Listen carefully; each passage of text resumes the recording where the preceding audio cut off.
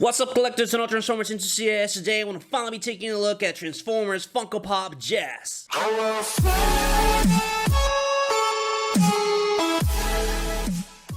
Taking a really good look at the packaging, you can see a nice Transformers logo on the side, 25 pop. You got a nice image of him as well as a nice display of the figure itself. You can see Jazz on the bottom. On the side of the packaging, you got an image of him as well as the name, the number, and pop, and the image. Oh my god, the detail that this image has is flawless. I'm a fan, honestly, I like it. And on the back, you got a whole majority of characters to collect. You got Optimus Prime, Megatron, you got Bumblebee, Jazz, Soundwave. I'm missing Prime and Megatron. The rest, I have them on my collection already, and they are fantastic. And you can see, that same image that we had on the side with the Transformers logo on the top. And on the very top, you got a whole majority of characters fighting. You can see Starscream there. You can see, Proud, Optimus, Laserbeak, and all that fun stuff. You can see Jazz 25, and he is creeping around. And on the very top, he's still creeping, with the Funko Pop logo and stuff. But that's pretty much it for the whole thing. So without further ado, let's get into it. And here we have Transformers Funko Pop Jazz in hand and out of the packaging. And as you can see, looking real nice.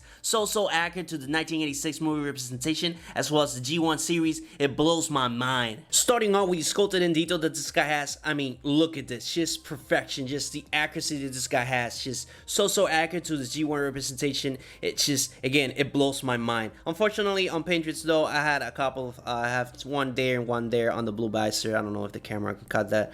Yeah, you can technically see it. That's unfortunately though, because it's a pop. Once you see it, you cannot unsee it. But giving you a 360 degrees so you can appreciate the rest of the head sculpt. Really nice indeed. And again, no Pinterest whatsoever on the rest of the helmet as well as the face itself.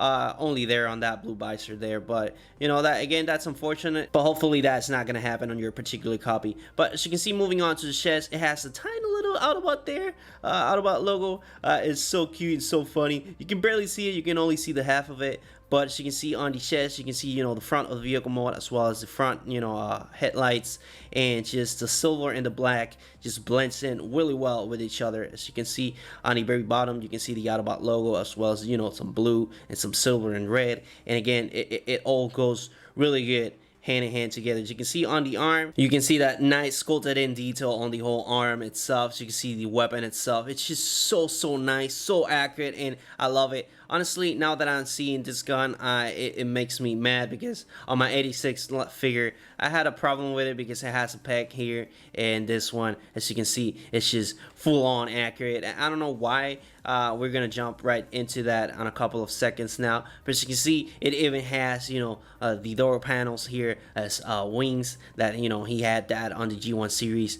and my 86 figure does not have that, and that makes me mad because honestly, I was really happy with that figure until I have this pop, because it just makes me realize that that was not that accurate overall. But as you can see, moving on to the legs themselves, you can see that same accuracy just moves on to the very bottom of his feet and just sculpted in detail again. Just, oh my god, you can see the wheels on the very bottom as well. You can see that they're silver, with black and white, and again, no pinches whatsoever on that section. And again, just so accurate, man. And it even looks good from the sides as well as the back. As you can see, not bad at all. Even the back of the door panels are painted. You can see the door knock there with the holster there as well. And again, no pinches whatsoever on the black and on the white.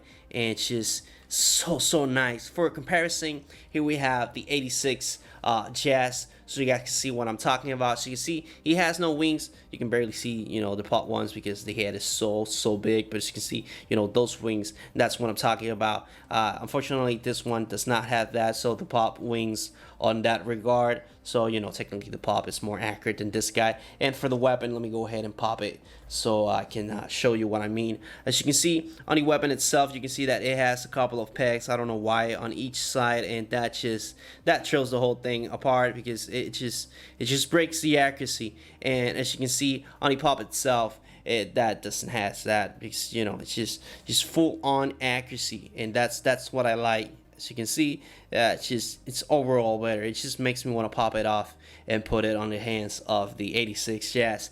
But honestly, not bad at all. As you can see, this is how they look next to one another, and they look great. Honestly, both of them, they're accurate on their particular regards. As you can see, this is a figure and this is a pop. It has a transformation and some articulation parts, and that was the reason, unfortunately, that it has no wings. But other than that, yeah, man, that it bothers me because, again, before I had this pop, I was so happy to have 86 Jazz, and I was like, man, this guy is 100% accurate until I got this one. When I got this one, I was like, wait, what the? And then I go ahead, I went and searched for some information, and now I realized that he is missing his wings, and I don't know why he has that, because the door knots are here, and they could have just make it to they pop like Bumblebees, but I don't know, man. That it is what it is. But as you can see, this is how they look next to one another, and from the sides, this is how they look,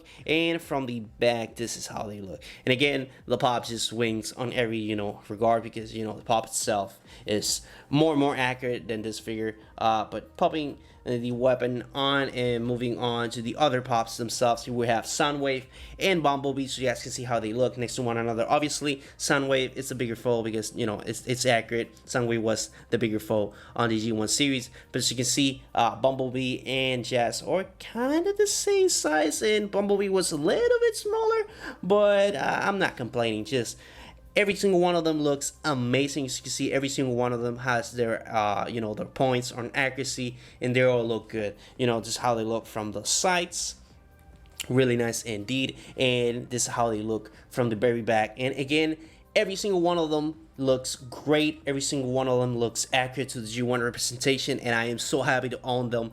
I am only missing now Megatron and Optimus, and I am currently hunting those. Whenever I get those, I'm for sure gonna make videos on them, but for now, this is all I have for the collection. But as you can see, oh my god, for a guy that didn't collect pops, now I have 3, and probably I'm gonna have 5. And if they keep releasing some G1 pops, I'm for sure gonna get every single one of them because I'm a fan. But as you can see, it's pretty much it for the comparison. By the way, guys, I completely forgot to mention that, yeah, you can give it the old 360 degrees, but this part is pretty standard on pops. That just, I completely forgot to mention it. But with that being said, this is pretty much it for the video, guys. I hope you enjoyed. If you did, please leave a like. It really helps the YouTube algorithm and helps my videos get out there in a while. So if you get any value out of my content, please subscribe, and I will see you on the next video. But this is pretty much it for Transformers Funko Pop Jazz.